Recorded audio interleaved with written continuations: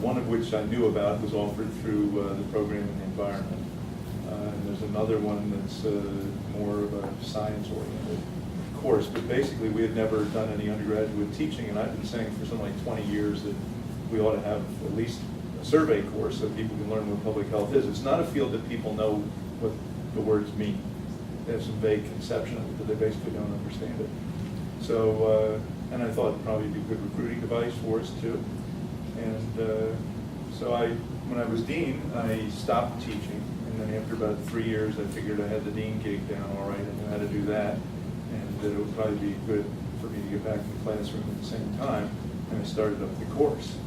So it's mainly juniors and seniors, although there are some sophomores and freshmen in it.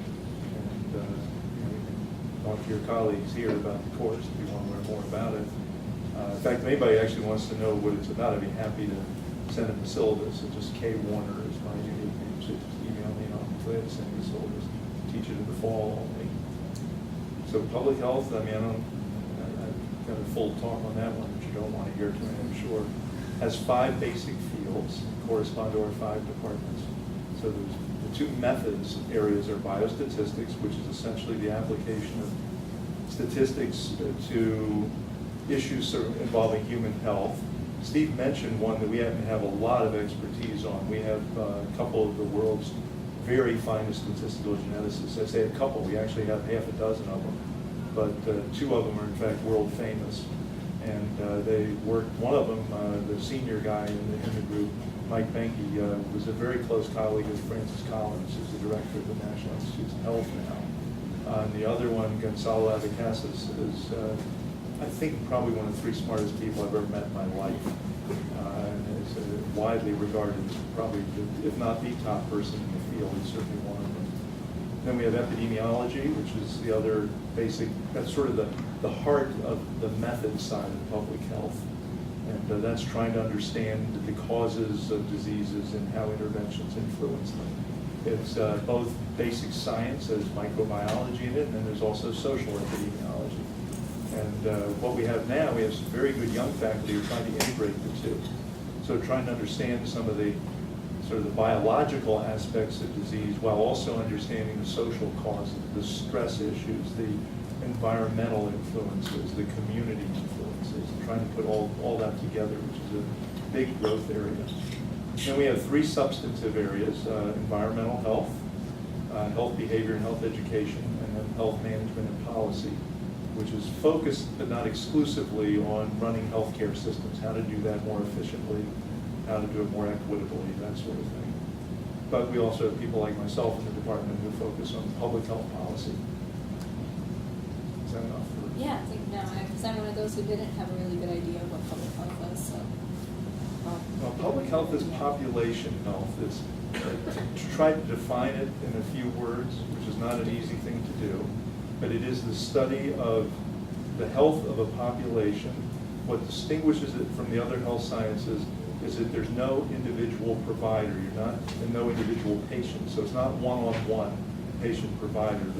The patient, if you will, is the entire society. The provider is the community of whatever the public health organization is that's providing. We focus on prevention and health promotion as opposed to disease treatment. And we have some people involved in disease treatment, but the focus is on trying to prevent disease in the first place. So an example I like to use is dental caries. You get tooth decay, you go to the dentist fills your teeth. What public health does is it fluoridates the water system so that you don't get the dental caries in the first place. And it's kind of a mundane example, but it's not a bad one. Or we try and help people figure out how to avoid heart disease rather than going in and giving them angioplasty or bypass or whatever. But, if we can get them to not smoke, exercise, not get obese, et cetera, control their blood pressure and cholesterol, the odds that they're going to end up with heart disease are much lower.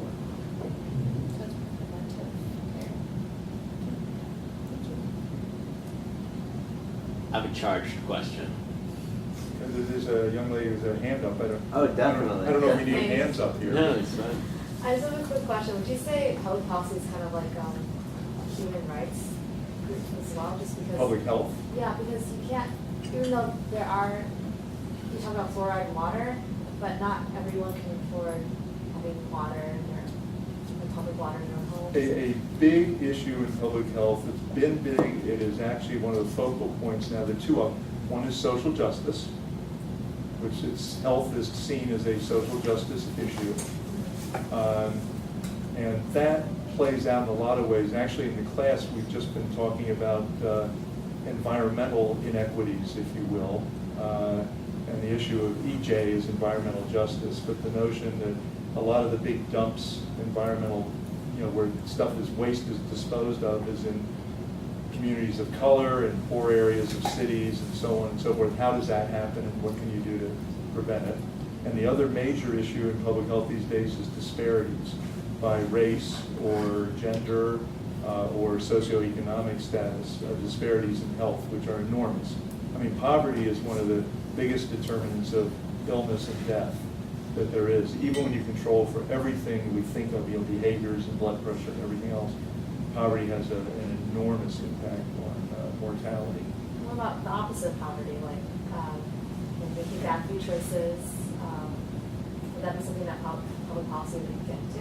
I'm sorry, what was it? Making bad, like poor food choices? Oh, sure, absolutely. I mean, probably the most dominating issue these days is obesity, which everybody talks about.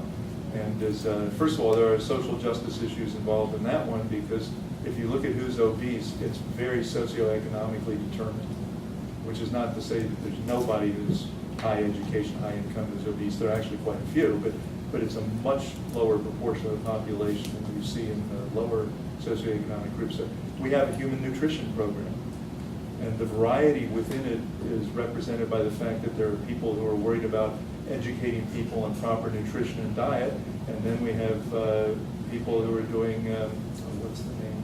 Scientists help me. Genetic.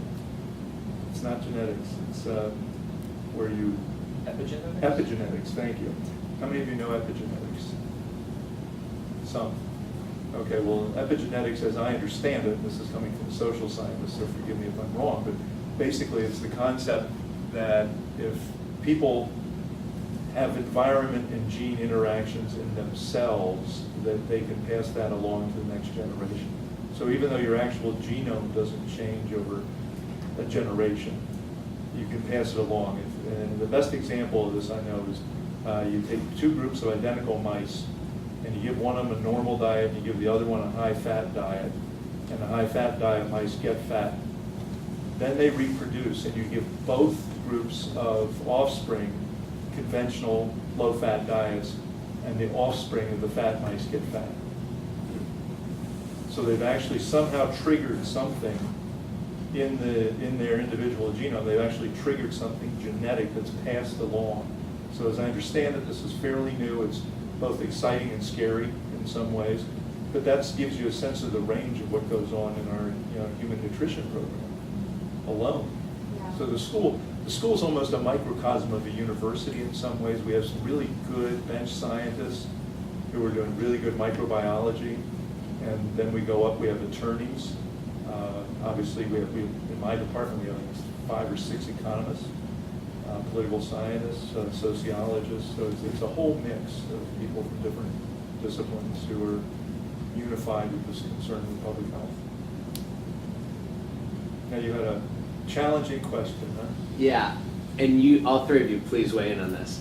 As someone who's, I'm an undergrad, I'm still trying to figure out how the world works, and I'm loving the journey, but I'm painfully uninformed in this one particular subject. What do you think the future, this is so sweeping in general, but what do you think the future of healthcare is going to be? Because it's so heated right now, and I want the 3 experts to enlighten me. In which country? America. Yeah. There's actually a book. I'm going to have to think for a minute to remember the name of the author that you should read, because Nicola's, his question is perfect. What country? Yeah. And